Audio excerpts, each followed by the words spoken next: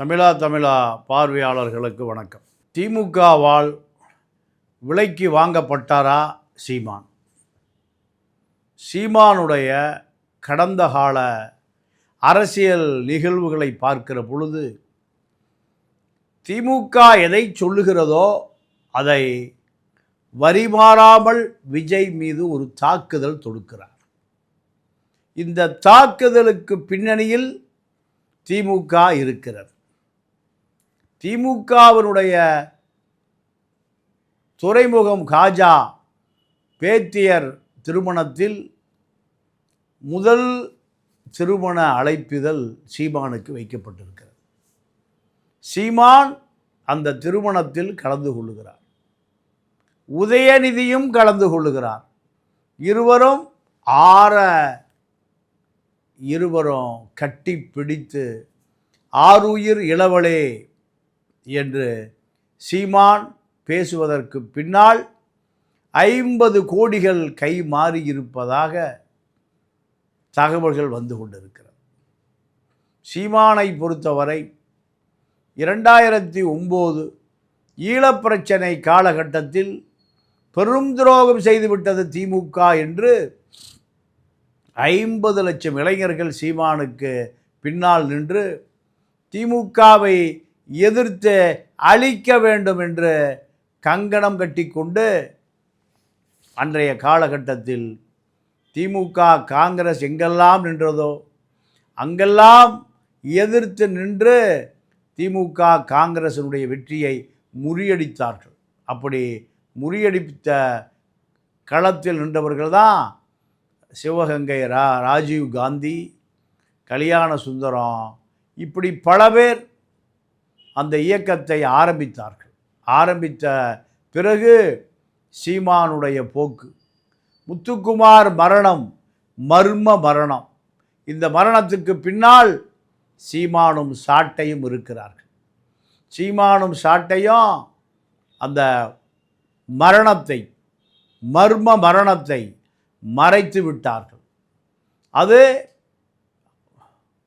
பிறவி புரட்சியாளரான முத்துக்குமாருடைய மரணம் பல ரகசியங்களை மரணமடைய செய்துவிட்டது.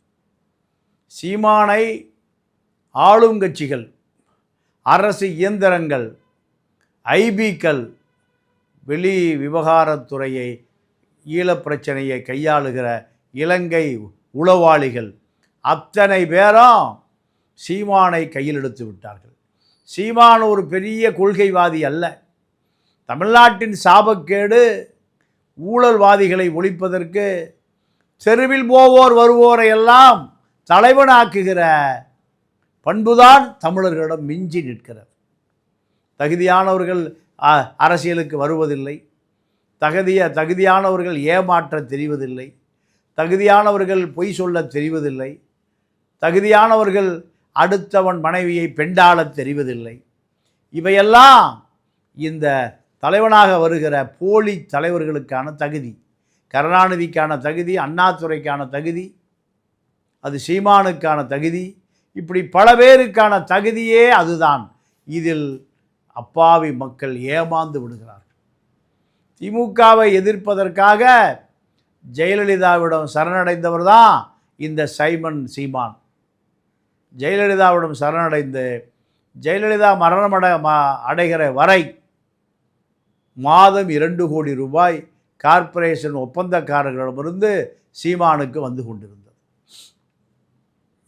விஜயலட்சுமி வழக்கு ஜெயலலிதாவால் ஓரம் கட்டப்பட்டது. அதற்காகத்தான் சீமான் தவம் இருந்து ஜெயலலிதாவை சந்தித்தார். 2012ஆம் ஆண்டு தலைமைச் செயலகத்தில் சந்தித்தார். சந்தித்த பத்திரிகையிலே கொடுக்கக்கூடாது என்ற நிபந்தனையோடு தான் ஜெயலலிதா சந்தித்தார்.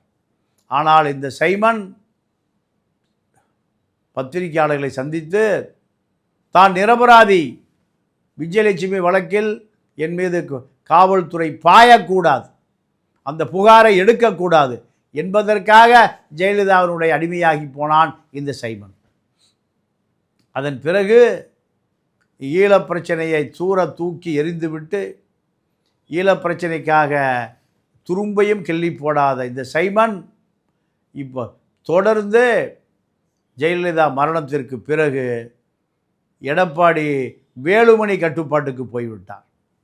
எங்கெல்லாம் திமுக நிற்கிறதோ அங்கெல்லாம் அவர் எதிர்ப்பார். அதிமுக நிற்கக்கூடிய பகுதிகளில் அவர் தேர்தல் பிரச்சாரம் செய்ய மாட்டார். வேலுமணிக்கு எதிராக அரசியல் செய்ய மாட்டார்.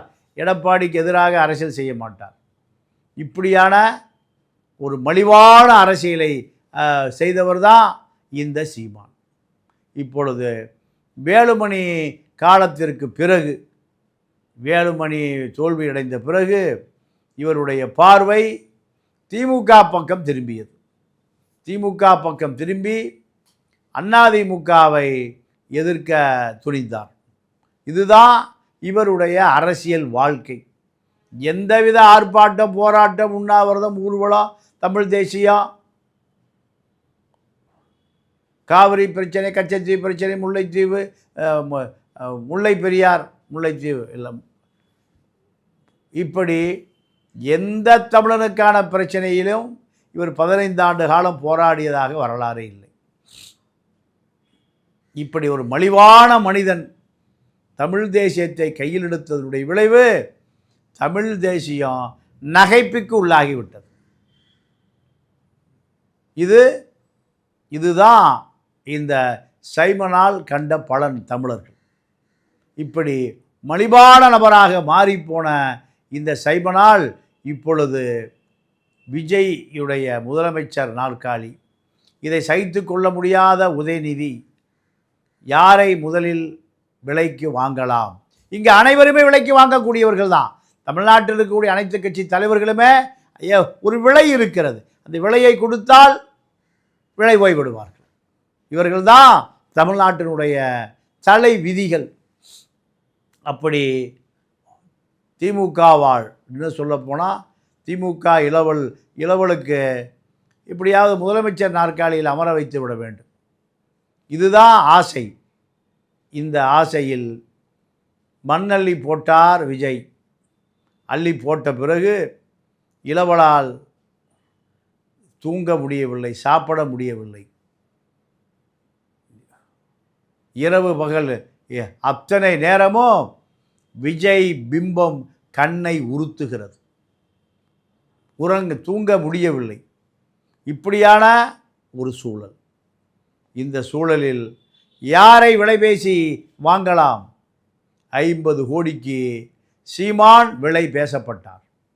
சீமான் விலை பேசப்பட்டு என்னால் எதிர்க்க முடியாது, எதிர்த்தால் நான் சிறைக்கு போவேன், என்னுடைய மைத்துனர் சபரீசன் சிறைக்கு போவார், ஆகையால் எங்களுடைய வேலையை கூலிப்படையாக நீங்கள் செய்யுங்கள், தமிழ் தேசிய அரசியலை செய்யுங்கள், உங்களிடம் 2% வாக்குகள் இருக்கிறது, ஊருக்கு ஒரு 100 பேர் இருக்கான், ஆகையால் இந்த வேலையை திமுக குடும்ப குழு, கொள்ளை கும்பல் குழு அப்படியே சைமனிடம் தள்ளிவிட்டு இருக்கிறது. சாட்டை கேட்கிறார். அரணையூர் ஏரி தூர்வாரப்பட்டது அடித்த கொள்ளையா? மணலில் அடித்த கொள்ளையா? சாராயத்தில் அடித்த கொள்ளையா? அத்தனையிலும் அடித்த கொள்ளையில்தான் சீமான் டிஃபெண்டர் கார் 3 கோடி ரூபாய் பொண்ணு மனைவிக்கு, இவருக்கு 2 கோடி ரூபாய் பென்ஸ், இப்படி 5 கோடி ரூபாய்க்கு விலையுயர்ந்த கார்கள் வாங்கியிருக்கிறார், பண்ணை வீடுகள் வைத்திருக்கிறார். இதெல்லாம் பல கார் இருக்கு, அதில் இது ஒரு காரு. மானங்கெட்ட தமிழன், சூடு சொரணையற்ற தமிழன், இது போன்ற போலி தலைவர்களுக்கு பின்னால் அணிவகுத்து நிற்கிறானே, இவனை என்னவென்று சொல்லுவது?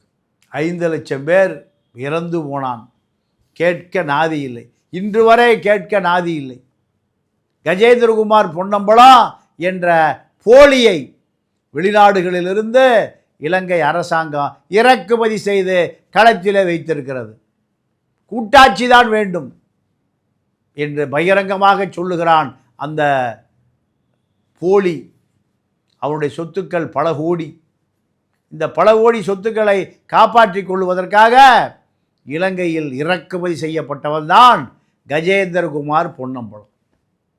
இது போன்ற அங்கும் போலி இங்கும் போலி இந்த போலி சீமான் இப்பொழுது விஜய் எதை செய்தாலும் முதல் வேலையாக எதிர்க்கக்கூடிய வேலையை திமுக கொடுத்திருக்கிறது.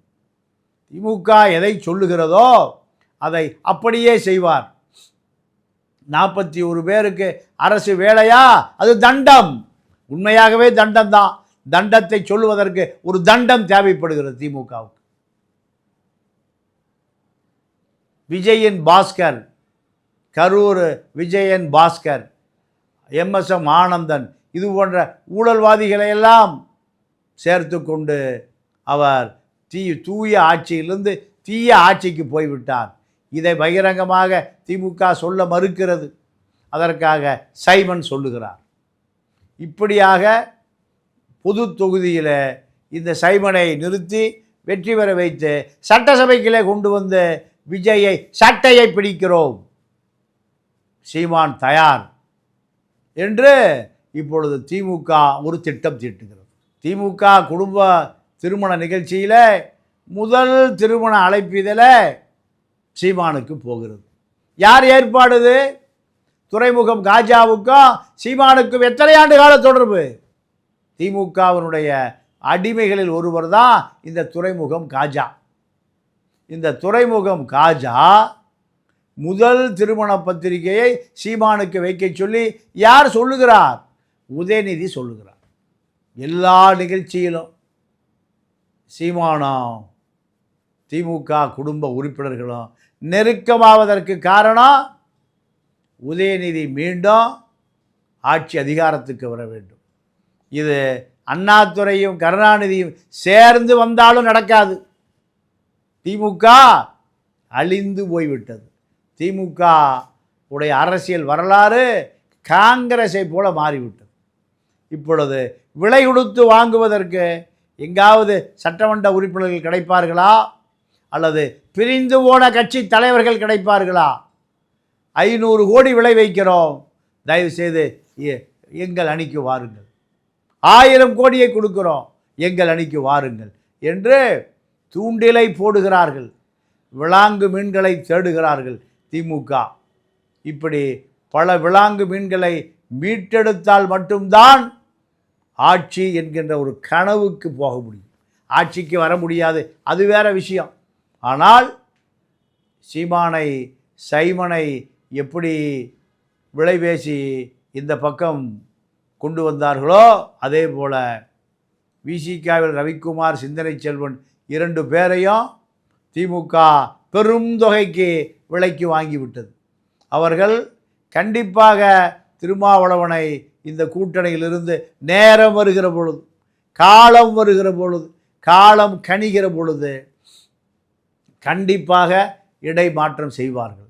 அந்த காரணத்தில்தான் தாவேகா இந்த அலிபாபாவும் 12 திருடர்களை தாவேகாவில் இணைத்திருக்கிறது. காரணம் 12 பேர் வேண்டும்.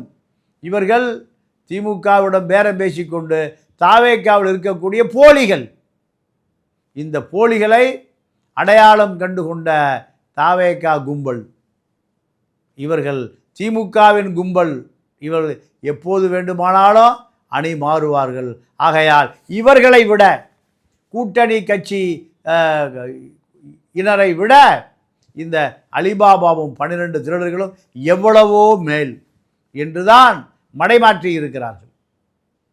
ஆக காங்கிரஸ், கம்யூனிஸ்டுகள், விசிகா, வைகோ போன்றவர்களை விட இந்த அதிமுகவின் கொள்ளை கும்பலை சேர்ந்தவர்கள் விஜயன் பாஸ்கர்கள் எவ்வளவோ பரவாயில்லை என்று முடிவு செய்துதான் இந்த முயற்சியை செய்திருக்கிறார்கள் தாவேகாவினர்.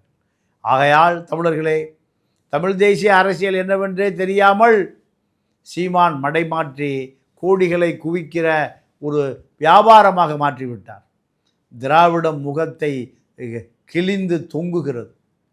தேசிய அரசியல் தமிழனுக்கு வெகு தூரத்தில் சென்று விட்டது. ஆகையால் தமிழனுக்கான தமிழ் தேசிய அரசியல் என்ன என்பதை தெரிந்து கொள்வதற்கு என்னை தொடர்பு கொள்ளுங்கள். நான் கற்றுக்கொண்டதை உங்களுக்கு கற்பிப்பதற்கு தயாராக இருக்கிறேன். என்னை தொடர்பு கொள்ளுங்கள். நன்றி, வணக்கம்.